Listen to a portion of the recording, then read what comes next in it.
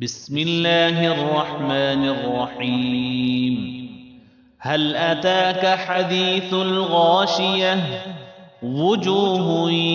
يومئذ خاشعة عاملة ناصبة تصلى نارا حامية تسقى من عين آنية ليس لهم طعام إلا من ضريع لا يسمن ولا يغني من جوع وجوه يومئذ ناعمة لسعيها راضية في جنة عالية لا تسمع فيها لاغية فيها عين جارية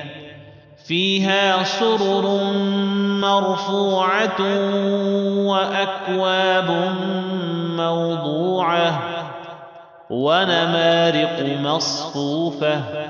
وزرابي مبثوثة أفلا ينظرون إلى الإبل كيف خلقت وإلى السماء كيف رفعت وإلى الجبال كيف نصبت وإلى الأرض كيف سطحت فذكر إنما أنت مذكر لست عليهم بمسيطر إلا من تولى وكفر فيعذبه الله العذاب الأكبر إن إلينا إيابهم ثم إن علينا حسابهم